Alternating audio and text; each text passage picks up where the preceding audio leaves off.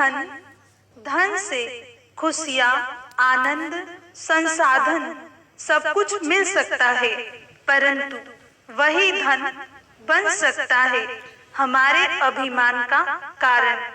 दोस्तों, इस वीडियो को अंतिम तक जरूर देखें। ओम शांति। दोस्तों, कर्म यात्री यूट्यूब चैनल में आप सबका स्वागत है।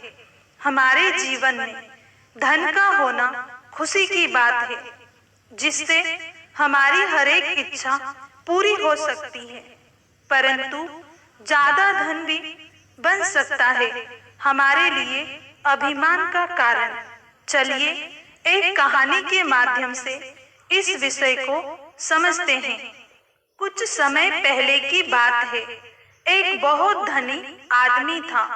एक बार उसके मन में भी किसी संत से ज्ञान लेने की इच्छा हुई, लेकिन उसके अंदर, उसके पास जो धन था उसका बड़ा ही अभिमान था।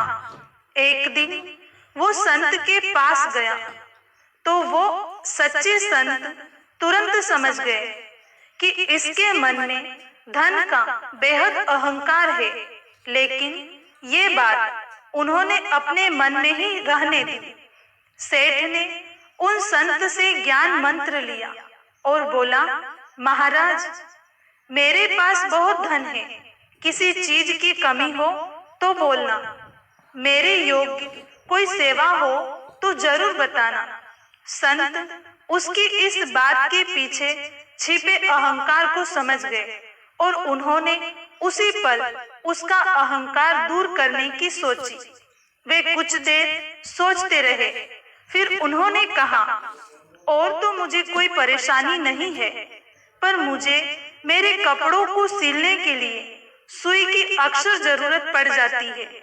यदि तुम मेरा काम करना ही चाहते हो तो मेरे शरीर त्याग करने के बाद, जब कभी भी मृत्यु के बाद तुम ऊपर आओ तो मेरे लिए अपने साथ एक सुई लेते आना। सेठ को एक सुई का इंतजाम करना बेहद मामूली बात लगी थी, इसलिए वह जोश में एकदम बोला, ठीक है महाराज। लेकिन जल्दी में वो ये बात बोल गया, परंतु फिर उसको ध्यान आया कि ये कैसे हो सकता है। मरने के बाद भला मैं सुई कैसे ले जा सकता हूँ, और अगर सुई लेकर गया भी तो उन्हें कैसे पता चलेगा कि मैं उनके लिए सुई लेकर आया हूँ। और सबसे बड़ी बात, मरने के बाद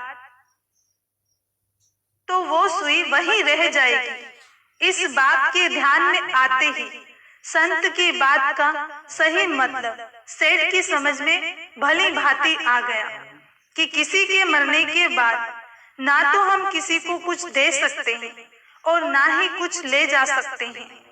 जिस धन पर मैं अभी इतना गर्व कर रहा हूँ, वो सब यही का यही पड़ा रह जाएगा, और मैं एक सुई जैसी मामूली चीज भी अपने साथ नहीं ले जा सकता।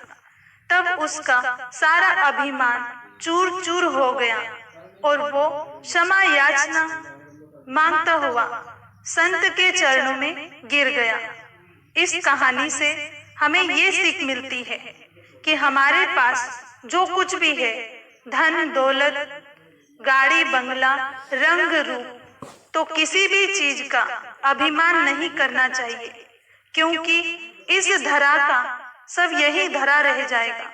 साथ जाएंगे तो बस हमारे अच्छे व बुरे कर्म। मित्रों, कहानी अच्छी लगी हो तो चैनल को सब्सक्राइब कीजिएगा, और आपको किस प्रकार की कहानियां पसंद है कमेंट में जरूर बताइएगा। ओम शांति।